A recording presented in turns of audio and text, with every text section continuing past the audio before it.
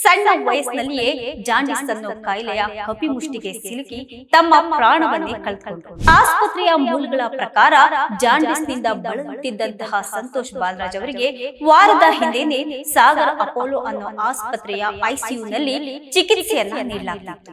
ಸ್ಯಾಂಡಲ್ವುಡ್ನ ಯುವ ನಟ ಸಂತೋಷ್ ಬಾಲರಾಜ್ ಅವರು ವಯಸ್ಸಿಲ್ಲದ ವಯಸ್ಸಿನಲ್ಲಿ ಕೊನೆಯುಸಿರೆಳೆದಿರೋದು ನಿಜಕ್ಕೂ ಅರಗಿಸಿಕೊಳ್ಳೋದಕ್ಕೆ ಆಗ್ತಾ ಇಲ್ಲ. ಹಾಯ್ ಹಲೋ ನಮಸ್ಕಾರ, ಸ್ಪೀಡ್ ಪ್ಲಸ್ ಕರ್ನಾಟಕಕ್ಕೆ ಸ್ವಾಗತ. ನಾನು ಸುನಂದ ಅನ್ಸೂಯ. ಹಿರಿಯ ನಿರ್ಮಾಪಕ ಆನೇಕಲ್ ಬಾಲರಾಜ್ ಅವರ ಮಗ ಸಂತೋಷ್ ಬಾಲರಾಜ್ ಅವರು ಸಣ್ಣ ವಯಸ್ಸಿನಲ್ಲಿಯೇ ಜಾಂಡಿಸ್ ಅನ್ನೋ ಕಾಯಿಲೆಯ ಕಪಿಮುಷ್ಟಿಗೆ ಸಿಲುಕಿ ತಮ್ಮ ಪ್ರಾಣವನ್ನೇ ಕಳೆದುಕೊಂಡ್ರು. ಹಾಗಾದ್ರೆ ಈ ಜಾಂಡಿಸ್ ಕಾಯಿಲೆ ಅಂದ್ರೆ ಏನು, ಇದರ ರೋಗ ಲಕ್ಷಣಗಳು ಹೇಗಿರುತ್ತೆ ಅನ್ನೋದನ್ನ ಇಲ್ಲಿ ನೋಡೋಣ ಬನ್ನಿ.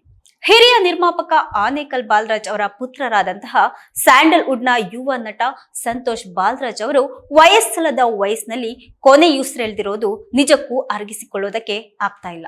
ಆಸ್ಪತ್ರೆಯ ಮೂಲಗಳ ಪ್ರಕಾರ ಜಾಂಡಿಸ್ನಿಂದ ಬಳಲುತ್ತಿದ್ದಂತಹ ಸಂತೋಷ್ ಬಾಲರಾಜ್ ಅವರಿಗೆ ವಾರದ ಹಿಂದೆನೆ ಸಾಗರ್ ಅಪೋಲೋ ಅನ್ನೋ ಆಸ್ಪತ್ರೆಯ ಐಸಿಯುನಲ್ಲಿ ಚಿಕಿತ್ಸೆಯನ್ನ ನೀಡಲಾಗ್ತಿತ್ತು.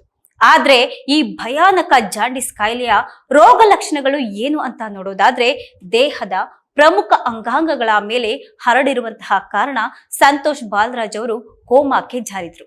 ಕೊನೆಗೆ ದಿನ ಹೋದ ಹಾಗೆ ಅವರ ಆರೋಗ್ಯ ಸ್ಥಿತಿಯೂ ಸಹ ತೀರಾ ಹದಗೆಟ್ಟಿತ್ತು. ಕೊನೆಗೆ ಚಿಕಿತ್ಸೆ ಫಲಕಾರಿಯಾಗದೆ ಸಂತೋಷ್ ಬಾಲರಾಜ್ ಚಿರನಿದ್ರೆಗೆ ಜಾರಿದ್ದಾರೆ.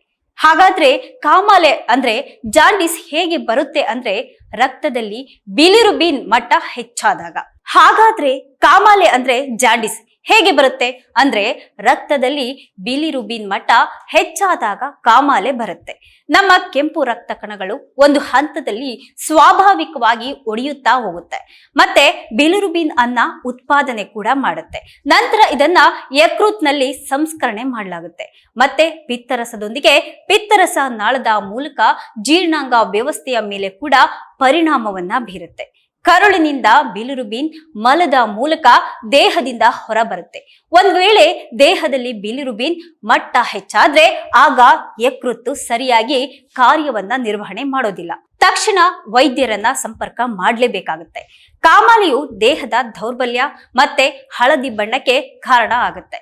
ಜೊತೆಗೆ ಹೊಟ್ಟೆ ನೋವು ಕೂಡ ಇರುತ್ತೆ. ಹಸಿವು ಇರೋದೇ ಇಲ್ಲ. ಕಾಮಾಲೆಯ ಲಕ್ಷಣಗಳು ಅಂದ್ರೆ ವಾಕರಿಕೆ, ಆಯಾಸ, ವಾಂತಿ ಇತ್ಯಾದಿಗಳನ್ನ ಒಳಗೊಂಡಿರುತ್ತೆ. ಕಾಮಾಲೆಯು ಜ್ವರಕ್ಕೂ ಸಹ ಕಾರಣ ಆಗಬಹುದು. ಇದರೊಂದಿಗೆ ನಿಮ್ಗೆ ಶೀತ ಕೂಡ ಅನಿಸ್ಬೋದು. ಆದ್ರೆ ನಿಮ್ಮ ಮೂತ್ರ ಅಥವಾ ಮಲದ ಬಣ್ಣ ಬದಲಾಗಬಹುದು. ಈ ಲಕ್ಷಣಗಳು ಕಂಡು ಬಂದ್ರೆ ತಕ್ಷಣ ವೈದ್ಯರನ್ನ ಸಂಪರ್ಕ ಮಾಡೋದು ಬಹಳ ಮುಖ್ಯವಾಗಿರುತ್ತೆ. ಮುಂಬೈನ ಗ್ಲೇನಿಕಲ್ಸ್ ಆಸ್ಪತ್ರೆ ಪ್ಯಾರಲ್ನ ಇಂಟರ್ನಲ್ ಮೆಡಿಸಿನ್ ನ ಹಿರಿಯ ಸಲಹೆಗಾರರಾದಂತಹ ಡಾಕ್ಟರ್ ಮಂಜುಷಾ ಅಗರ್ವಾಲ್ ಅವರ ಪ್ರಕಾರ, ಕಾಮಾಲೆ ಕಾಣಿಸ್ಕೊಂಡ್ರೆ ಮುಖ್ಯವಾಗಿ ಕಣ್ಣುಗಳಲ್ಲಿ ಮತ್ತು ತ್ವಚೆಯ ಬಣ್ಣ ಕೂಡ ಇದ್ದಕ್ಕಿದ್ದಂತೆ ಹಳದಿ ಬಣ್ಣಕ್ಕೆ ತಿರುಗುತ್ತೆ. ಮೂತ್ರವು ಗಾಢ ಬಣ್ಣಕ್ಕೆ ತಿರುಗೋದು ಸಹ ಇದರ ಒಂದು ಲಕ್ಷಣ ಆಗಿರುತ್ತೆ. ಮಲದ ಬಣ್ಣದಲ್ಲಿ ಬದಲಾಗೋದು, ಅತಿಯಾದಂತಹ ಆಯಾಸ, ವಾಕರಿಕೆ ಮತ್ತೆ ಹೊಟ್ಟೆ ನೋವು ಮುಂತಾದಂತಹ ರೋಗ ಲಕ್ಷಣಗಳು ಕಾಣಿಸಿಕೊಳ್ಳೋದಕ್ಕೆ ಶುರುವಾಗುತ್ತೆ. ಯಕೃತ್ತಿನ ಕಾರ್ಯ ಮತ್ತು ಬಿಲಿರುಬಿನ್ ಮಟ್ಟವನ್ನ ಪರೀಕ್ಷೆ ಮಾಡೋದಕ್ಕಾಗಿ ರಕ್ತ ಪರೀಕ್ಷೆಗಳನ್ನ ಸಹ ಮಾಡುವ ಮೂಲಕ ಕಾಮಾಲೆಯನ್ನ ಪತ್ತೆ ಹಚ್ಚಬಹುದು.